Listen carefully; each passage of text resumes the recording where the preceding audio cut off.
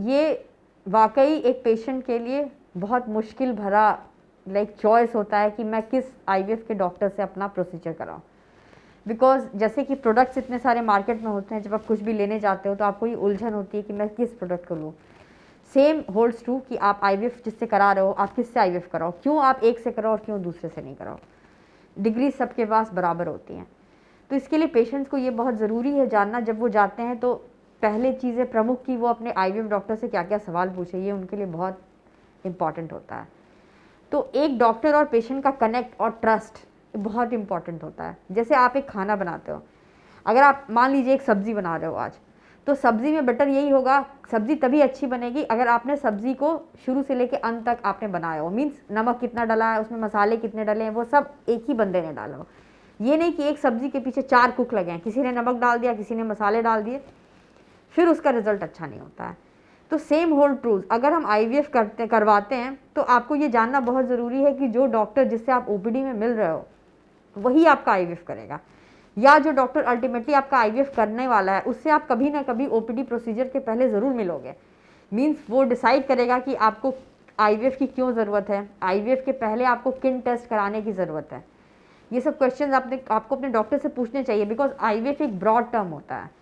तो आईवीएफ एक broad term है, मीन्स उसमें बहुत सारी चीज़ें होती हैं, उसके अंदर भी बहुत सारे चीज़ें सब चीज़ें होती हैं, छोटी छोटी चीज़ें होती हैं।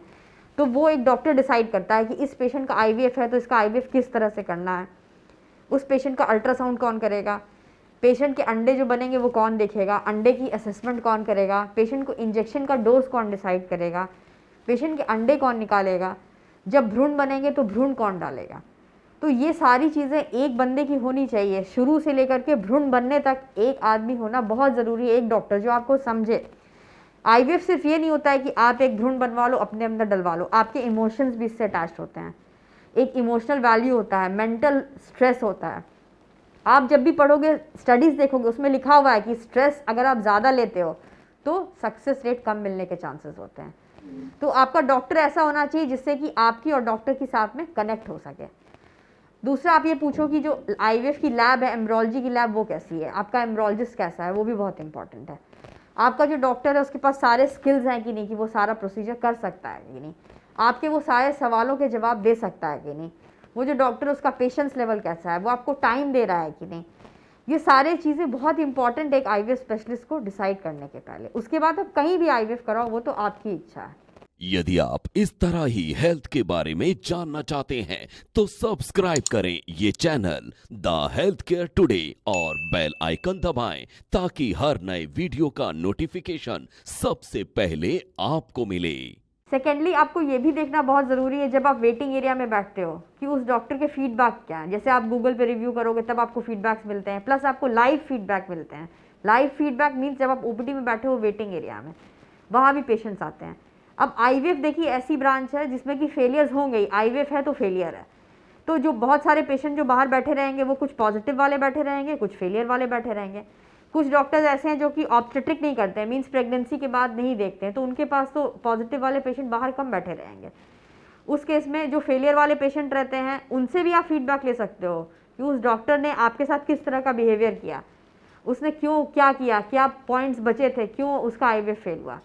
जो पॉजिटिव है उससे तो आप अच्छा फीडबैक लोगे, पर जिनका नहीं हुआ, क्योंकि आईवीएफ ऐसा ब्रांच है जिसमें नहीं भी हो सकता है। आप बड़े बड़े सेलिब्रिटीज़ के बारे में पढ़ो, उनका भी आप देखोगे कि कितने अटेम्प्ट उनके आईवीएफ साइकिल्स हुए हैं। वो तो बॉडी का रिस्पॉन्स है, उसमें डॉक्टर कुछ नहीं कर सकता है, पेशेंट भी कुछ नहीं कर सकता है। आपको भी उसमें बुरा नहीं मानना चाहिए, मतलब आपको ये नहीं फील होना चाहिए कि आपने कुछ गलती करी है। लेकिन आपको ये सुनना पेशेंट का फीडबैक बहुत ज़रूरी है कि पेशेंट के ऊपर पूरी मेहनत की गई कि नहीं, ये बहुत इंपॉर्टेंट है कि मेहनत हुई कि नहीं, उस डॉक्टर ने पेशेंट पे मेहनत करी कि नहीं, ये भी देखना आपका काम है। उसके बाद आपका देखना काम है कि स्टाफ किस तरह से बिहेव कर रहा है पेशेंट्स के साथ, क्योंकि एक टीम वर्क होता है, वो किस तरह से कर रहे हैं, शुरू से लेके अंत तक कैसे ले जा रहे हैं, ये बहुत इंपॉर्टेंट है जानना। ये सब चीज़ें बहुत मायने रखती हैं। आपको डॉक्टर हर चीज़ रियल टाइम दिखा रहा है कि नहीं, ट्रांसपेरेंट है कि नहीं सिस्टम। बहुत सारे ऐसे पेशेंट होते हैं जिनके पास आईवीएफ की ना रिपोर्ट होती है, ना उनके ब्लड टेस्ट की भी रिपोर्ट नहीं होती जो आईवीएफ के दौरान किया होता है। तो पेशेंट्स के लिए बहुत ज़रूरी है कि वो अपनी सारी रिपोर्ट्स कलेक्ट करें, ऐसे जगह पे जाए जहाँ पे कि डॉक्टर्स पेशेंट को अपनी रिपोर्ट्स भी दे रहे हैं। ये बहुत ज़रूरी है ट्रांसपेरेंसी आपके लिए, कि आपके जो बातें कर रहे हैं आपको बता रहे हैं कि भ्रूण क्या होता है, अंडे क्या होते हैं, हमने ऐसे भी मरीज देखे हैं अपने ओपीडी में जिन्होंने आईवीएफ तो करा लिया लेकिन उनको यही नहीं पता है कि अंडा, भ्रूण, शुक्राणु क्या होते हैं। तो ये सारी चीज़ें आपको एसेस करके तभी एक आईवीएफ स्पेशलिस्ट को डिसाइड करना चाहिए। तो बेसिकली वो किस तरह से बिहेव कर रहे हैं, उनका आउटलुक कैसा है, उनमें नॉलेज है कि नहीं, उनमें चिड़चिड़ापन कितना है, वो आपकी क्वेरीज कितनी सुन सकते हैं, आपको कितने समय पे आपका साथ देंगे, वो बहुत इंपॉर्टेंट है। प्लस स्किल तो बहुत मायने रखता है, उनमें स्किल है कि नहीं, वो खुद कर रहे हैं कि नहीं, कि उन्होंने किसी और पे आपको डाल दिया। ये सारी चीज़ें जब एक साथ इकट्ठी होती हैं पूरी टीम के साथ, तभी आपकी आईवीएफ साइकिल सक्सेसफुल होती है। ये एक बड़ा एक प्रोजेक्ट होता है, जिस तरह का चीज़ होता है, जैसे बेबी प्रोजेक्ट हो रहा है, हम प्रोजेक्ट बेबी कर रहे हैं, उस तरह का चीज़ है।